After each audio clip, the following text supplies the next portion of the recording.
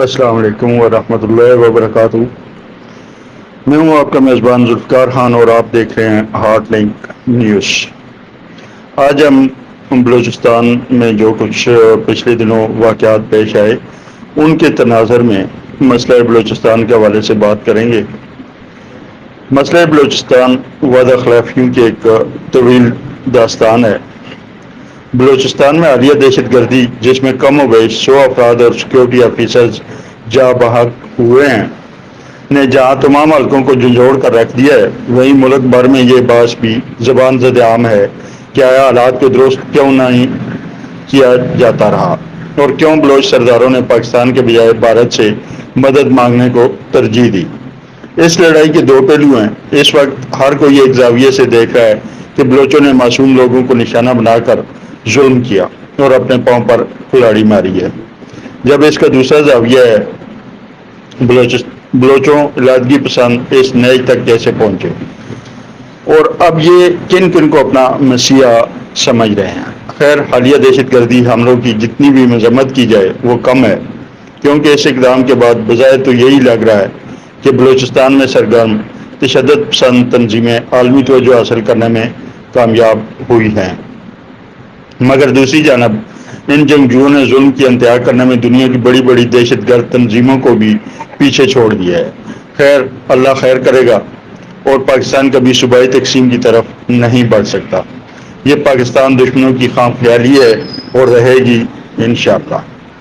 اگر ہم ان بلوچ تنظیموں، قوموں اور قبیلوں اور پاکستان میں ان کے کردار کے حوالے سے سرسری جائزہ لیں تو یہ سلسلہ خان آف کلات کے ساتھ شروع ہوتا ہے۔ یہ تو سب جانتے ہیں کہ قائد اعظم کے ساتھ خان آف کلات میر احمد یار خان کے ذاتی مراسم کی وجہ سے انہوں نے پاکستان کے ساتھ الحاق کا اعلان کیا، لیکن بانی پاکستان کی رحلت کے بعد انہیں وہ حقوق نہ دیے گئے جن کا ان سے وعدہ کیا گیا تھا۔ یہیں سے وعد و وعیدوں کی طویل داستان کا آغاز ہوتا ہے، اور پھر یہی نہیں بلکہ ہم نے ان کے مزاج کو بھی نہیں سمجھا اور چڑھائی کر دی، بلکہ حالات یہاں تک پہنچ گئے اور پھر آج سے ٹھیک 66 برس قبل یعنی 6 اکتوبر 1958 کو خان آف کلات میر احمد یار خان کو بغاوت کے الزام کے تحت گرفتار کرنے کی غرض سے بلوچستان میں واقع قلعہ میری میں فوجی آپریشن کا آغاز کیا گیا۔ کلات کی گلی کوچے اجنبی لوگوں کی چلت پھرت سے اس روز کچھ جلد ہی جاگے۔ فوج کی بھاری گاڑیوں کے شور اور زنجیروں کی کڑیوں پر دھیمی رفتار سے رینگنے والے ٹینکوں کی دمک سے ماحول بوجھل ہو گیا۔ منہ اندھیرے نماز فجر کے لیے مسجد کو جانے والے حیران تھے کہ آج اس شہر پر جانے کیا افتاد آن پڑی ہے، کیونکہ فوج صرف شہر کے اندر ہی نہیں بلکہ ارد گرد کے پہاڑوں اور آنے جانے کے راستوں پر بھی قابض تھی۔ بعد میں معلوم ہوا کہ فوج صرف شہر کے اندر اور گرد و نواح میں ہی نہیں تھی بلکہ کلات تا کوئٹہ ایئرپورٹ 96 میل طویل شاہراہ کے علاوہ گرد و پیش کے پہاڑیوں پر بھی تعینات تھی۔ علاقے کے لوگ اس طرح کا کوئی واقعہ اپنی زندگی میں پہلی بار دیکھ رہے تھے۔ خیر، اسی اثناء میں خان آف کلات نے خود کو فوج کے حوالے کر دیا۔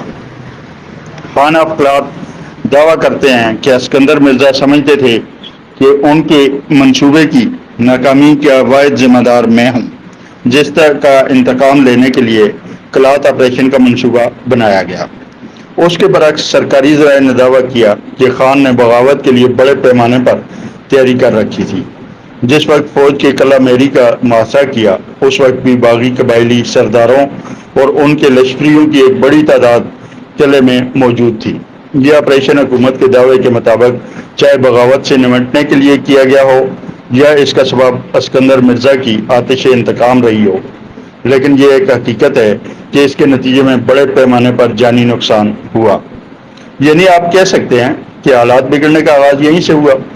یہ اس لیے بھی ہوا تھا کہ ہم نے خان آف کلات سے وعدہ کیا تھا کہ انہیں صوبائی خود مختاری دی جائے گی، لیکن بدلے میں پاکستان کی حکومت نے انہیں کچھ نہ دیا۔ اس وقت تو معاملے کو اتفاقاً یہ پہلی غلطی سمجھ کر بلا دیا گیا، مگر بعد میں یہ حکمرانوں نے یہ وتیرہ ہی بنا لیا۔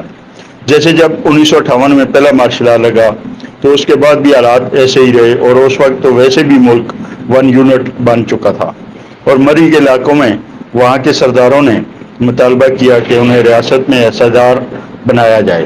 انہیں بنیادی حقوق دیے جائیں۔ اس وقت بھی فوج بھیج کر ایک زبردستی کا معاہدہ سائن کر لیا گیا کہ آپ پہاڑوں سے نیچے اتر آئیں وغیرہ۔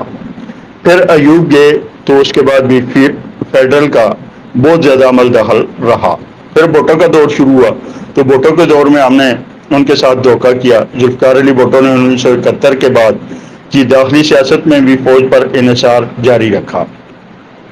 انہوں نے 1973 سے 1976 تک 50 لاکھ سے بھی کم اور بکھری ہوئی آبادی والے صوبے میں 80,000 فوجی جوانوں کو قبائلی اور صوبائی خود مختاری کا مطالبہ کرنے والے باغیوں سے نمٹنے کے لیے رکھا گیا۔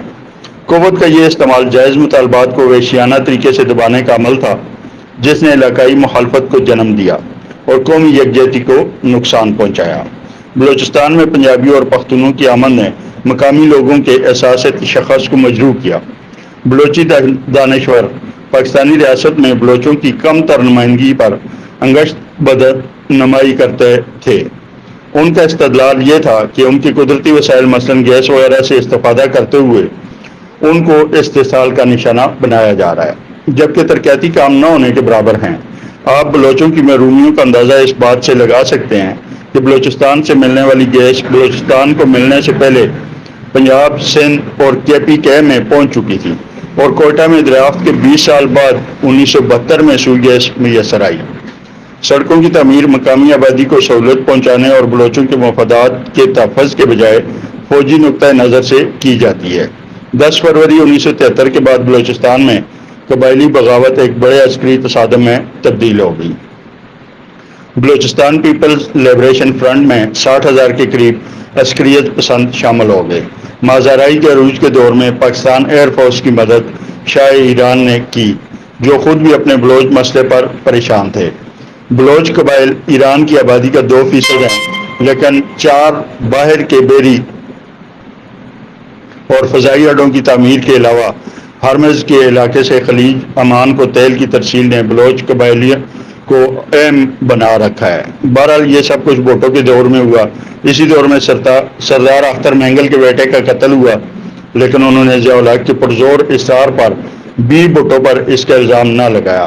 پھر اسی دور میں بھٹو خیر بخش مری سے ناراض ہوئے کیونکہ وہ مطالبات کے لیے آنکھیں دکھا رہے تھے۔ جواب میں بھٹو نے نیشنل عوام پارٹی پر 1975 میں پابندی لگا دی۔ اس وقت بھٹو نے ولی خان، عطا اللہ مینگل، خیر بخش مری، غوث بخش بزنجو اور دیگر رہنماؤں کو قید کیا، ان پر پابندیاں لگائیں اور ساتھ یہ بھی الزام لگا دیا کہ آپ بلوچستان کو الگ کرنا چاہتے ہیں۔ جب یہ اقدامات ہوئے تو اس وقت بلوچستان میں ایک بار پھر شورش پیدا ہو گئی اور تمام قبائل بندوقیں لے کر کھڑے ہو گئے۔ پھر انہوں نے وہاں 50,000 کی نفری بھیجی اور ایران سے ہیلی کاپٹر منگوا کر ایک بار پھر آپریشن شروع کیا۔ حالانکہ اس وقت مٹھی بھر بلوچی باغی موجود تھے۔ پھر ضیاء الحق آ گئے، انہوں نے ان سب رہنماؤں کو آزاد کر دیا۔ جنرل ضیاء نے سب کو آس لگا دی کہ آپ کو یہ دیا جائے گا، وہ دیا جائے گا وغیرہ۔ پھر ان میں سے کچھ کو وہ سب کچھ دیا بھی جس کا ان سے وعدہ کیا تھا، یعنی 80 کے بعد کے اشروں میں صوبے کے زخم بھرنے کے لیے مرہم رکھے گئے اور حالات معمول پر آ گئے۔ جنرل ضیاء نے سب کو واپس بلایا، پہاڑوں سے بھی باغیوں کو واپس بلایا، سب کو مراد دی، جس سے یہ مسئلہ کچھ دیر کے لیے حل ہوتا ہوا نظر آیا۔ پھر بے نظیر اور نواز شریف کی حکومتیں رہیں۔ ان بلوچوں کے ساتھ وعدے وعید کرتے وقت گزارا گیا، لیکن پھر مشرف آئے تو انہوں نے ایک بار پھر بلوچوں پر سختی شروع کر دی اور اسی سختی کی زد میں نواب اکبر خان بگٹی بھی مارے گئے، جس کے بعد حالات آج تک نہیں سنور سکے۔ اکبر بگٹی کی کہانی کا باب تو ختم ہو گیا، لیکن ڈیرہ بگٹی کی صورتحال جوں کی توں ہے۔ بظاہر وہاں امن نظر آیا ہے اور حکومتی کنٹرول بھی، لیکن بگٹی قبائل کی اکثریت کے دل اور دماغ ابھی تک جیتے نہیں جا سکے۔ آپ ایسے یوں بھی کہہ سکتے ہیں کہ بگٹی کے قتل کے بعد یعنی مشرف دور کے بعد حالات پیچیدہ تر ہوتے گئے اور اس سب کا ذمہ دار پرویز مشرف کو ہی گردانا جاتا رہا۔ انہوں نے بگٹی جو سابق وزیر اعلیٰ بلوچستان بھی تھے، سابق گورنر رہا، اسے آپ نے غدار قرار دے دیا۔ اگر وہ اتنا ہی غدار تھا تو آپ نے اسے اتنے بڑے بڑے عہدوں سے کیسے نواز دیے؟ یہاں تو غدار کسی کو قرار دینا سب سے آسان کام ہے۔ ویسے ابھی جنرل فیض کو بھی گرفتار کیا ہوا ہے، لیکن کیا آپ جانتے ہیں کہ انہیں بھی جلد ہی غدار قرار دے دیا جائے گا؟ کہنے کا مطلب ہے کہ اگر ایک شخص غدار ہے یا جن غداروں کی لسٹ ہماری تاریخ کا ایسا رہی ہے، وہ بڑے بڑے عہدوں پر کیسے آ جاتے ہیں؟ خیر یہ کام سب سے اہم ہے۔ پاکستان کے اتحاد، یکجہتی اور سالمیت کے لیے لوگوں کی سوچ اور فکر کو پاکستانی بنانا ضروری ہے۔ اس منظر کو حاصل کرنے کے لیے حکومت کو اپنا انداز نظر اور حکمت عملی تبدیل کرنا ہوگی۔ سوچنا یہ ہے کہ کیا ہم یہ کرنے کو تیار ہیں یا صرف سیکورٹی کے نام پر اپنے دماغ کا تالا بند ہی رکھنا چاہتے ہیں۔ اگر ایسا ہے تو آج بھٹی کی 18ویں برسی پر ہی ہمیں سینکڑوں ہلاکتیں تحفہ میں ملی ہیں، تو ایسی دہشت گردی کی کارروائیاں ہوتی رہیں گی۔ بہرحال قصور بلوچیوں کا نہیں، حکمرانوں کا ہے۔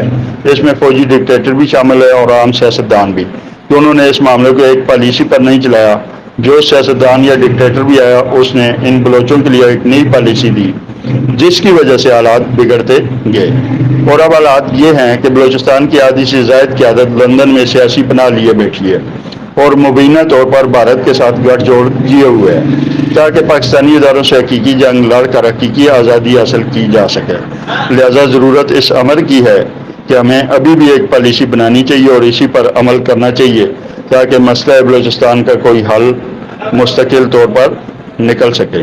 یہ تھا آج کا پروگرام۔ بلوچستان کے حوالے سے تاریخی تناظر میں آپ کو آگاہ کرنے کی کوشش کی ہے۔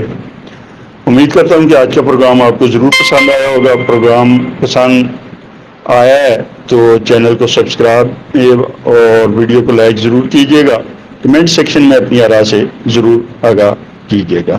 اجازت دیجیے اپنے میزبان ذوالفقار خان کو۔ اللہ حافظ۔